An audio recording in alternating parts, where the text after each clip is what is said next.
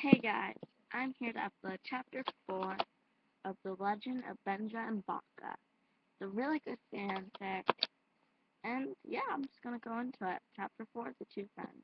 2 years later. Get back here, Bigham! That's okay, dude, I think I'll pass. The marketplace of villagers was peaceful and for all the village inhabitants, at least until the two teenagers ran through. The sandy-haired, hoodie-wearing human boy came first, holding what looked like a golden axe in his hand. The body of Mitch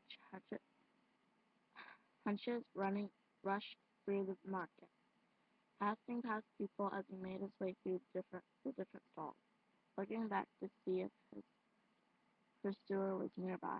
Mitch continued to run, his red and black checkout hoodie waving about as the wind began to pick up. Mitch went through the marketplace, smiling at his handiwork, dodging to his left to avoid a villager coming out of their house. He rushed down to the last street in the village, before reaching the river that made its way to some kind of hilly fields nearby. Mitch remembered something. He rushed towards the hill, hoping to find his old hiding spot, a place near the river which has only one entrance, somewhere only he and one other knew about.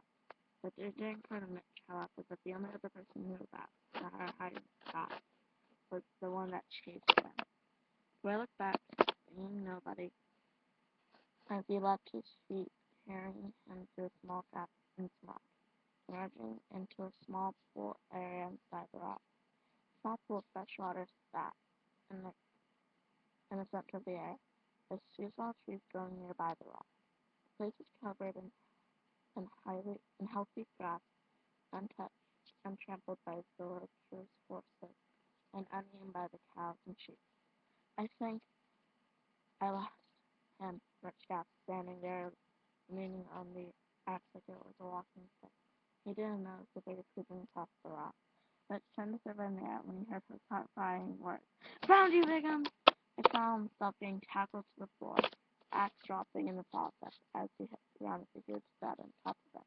Felt like a chicken had decided to spit on him.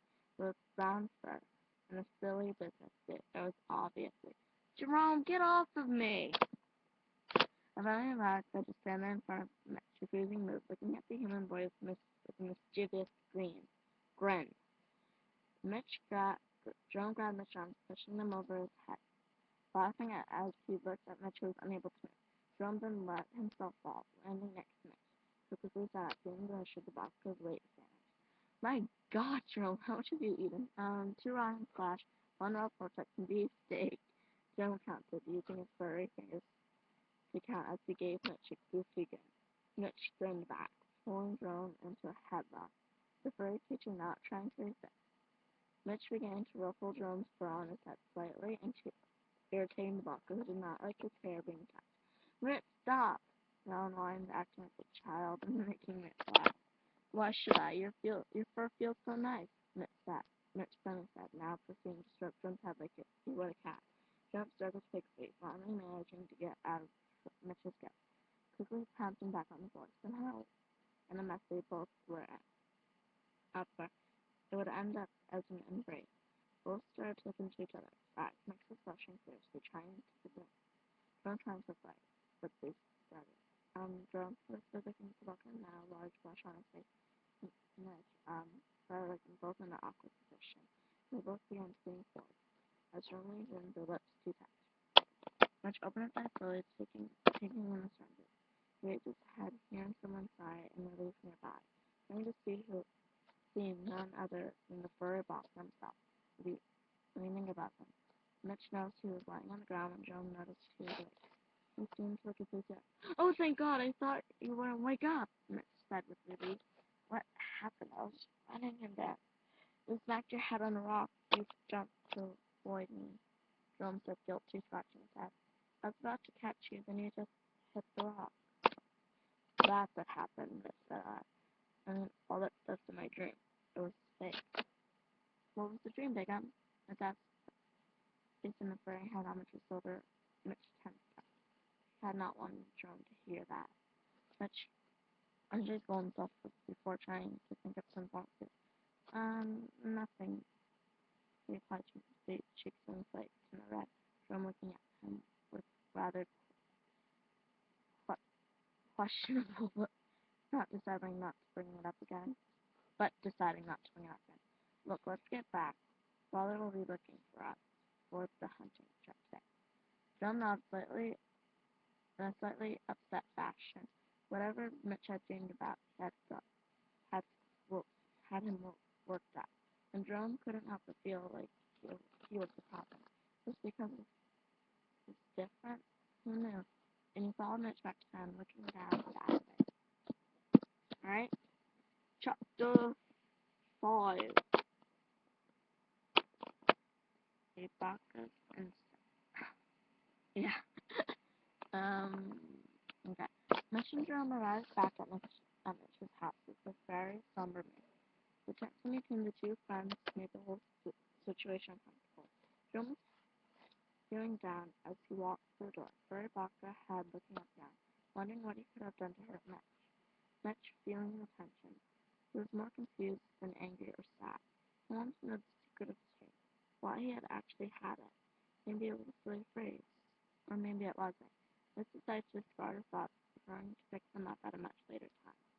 Mitch, Drum, both of you, get over here, Mitch's father and Drum, his fa-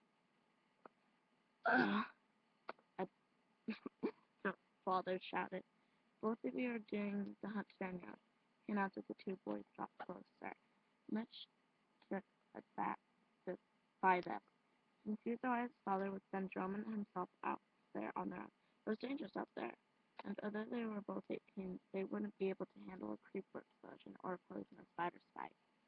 Drum, on the other hand, looked up with like glee. It was a chance he had been waiting for to finally prove himself to the village that he could get a hunting job done without the help of a slaughter team to back him up. He needed to prove this to Mitch's father. Mitch's father looked at the two with mixed feelings. He would much rather send them off with a full party of teens and adults, but being the leader of the hunting party meant he would only have to pass the honor down to Mitch, and Mitch needed to be able to hunt on his own, or with Drum.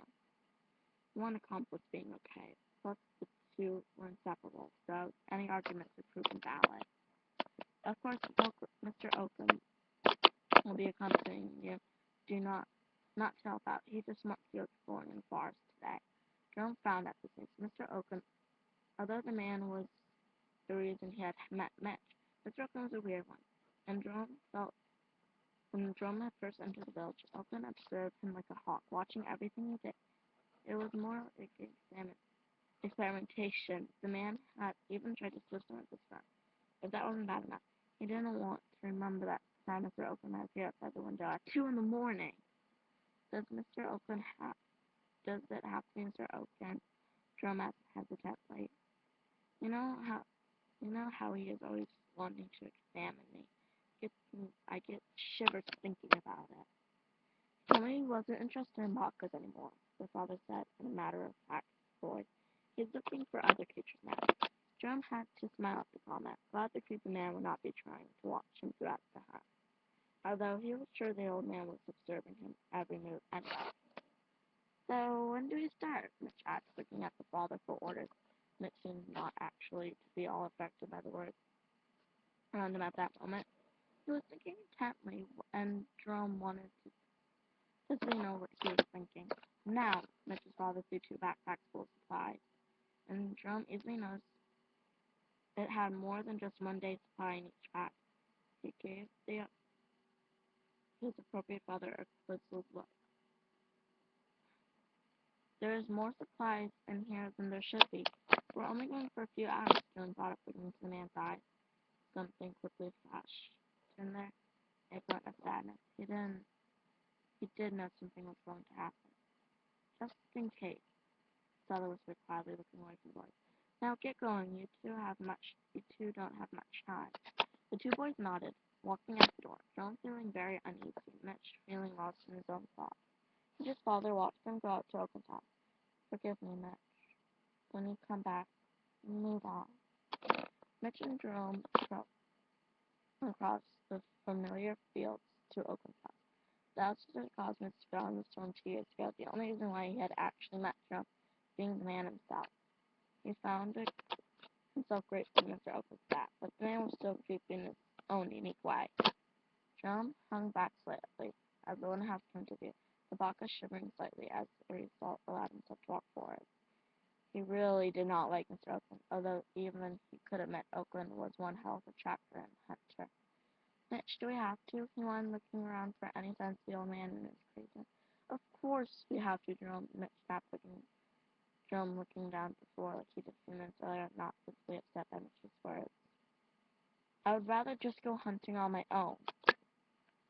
The word felt like a punch in the face to Jerome. Mitch and he went hunting together all the time. They had so much fun tracking down animals. They both completed each other's skills rather well. So for Mitch to say he'd rather hunt on his own, it really hurt Jerome. Mitch only then realized what he had said. He took caution. He took caution look at Bacca, noticing the Bacca looking more glum than ever. Wasn't Jerome meant to be the cheerful and uplifting to them? His words hurt Jerome that badly.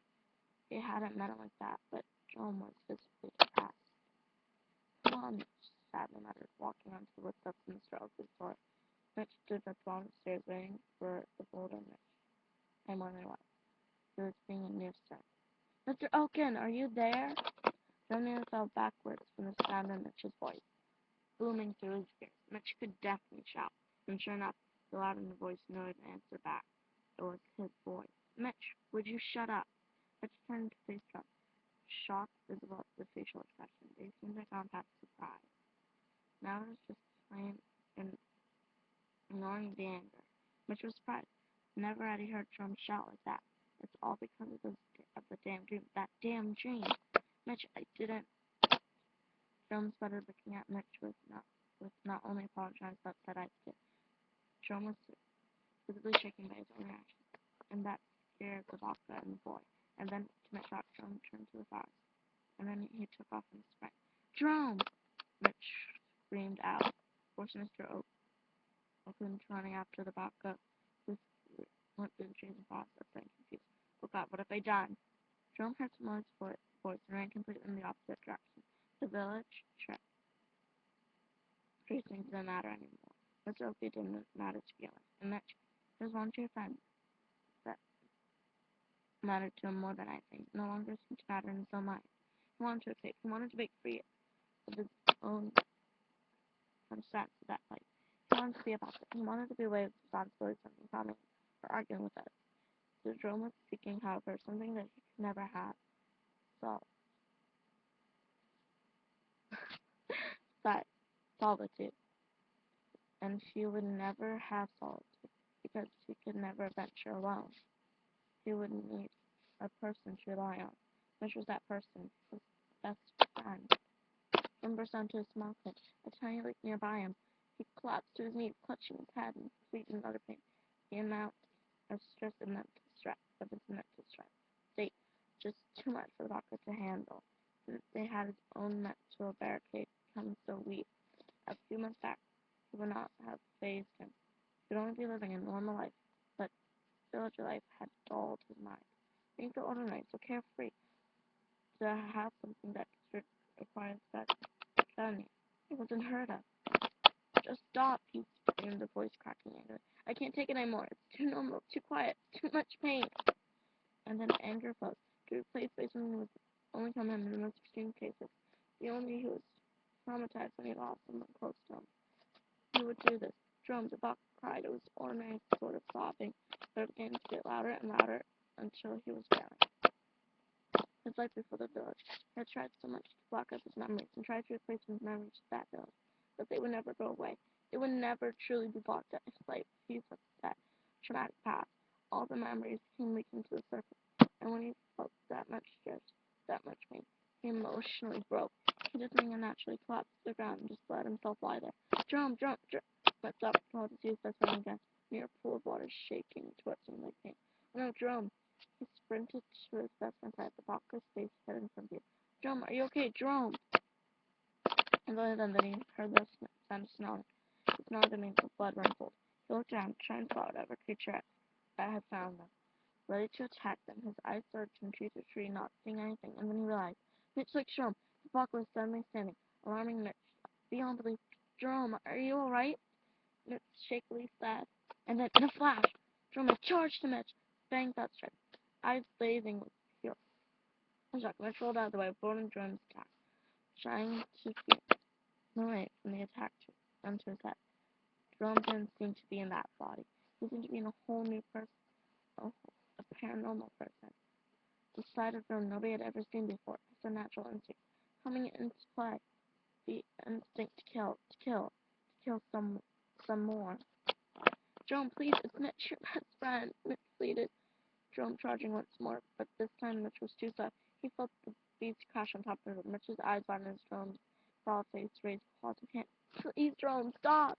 The claw flew towards Fred's face, and then hitting Mitch to the right. The fearful Bacca overcame the speed with confusing, then a loud scream burst out of the Bacca before the Bacca fell to the ground, breathing rather heavily, and then, with some effort, Jerome turned to Mitch. Mitch, Jerome fell forward, trying Mitch catching the Bacca and Mitch fall. Jerome letting tears fall from his eyes before Bacca was traumatized for what he had done. Oh, so sad. I don't. What?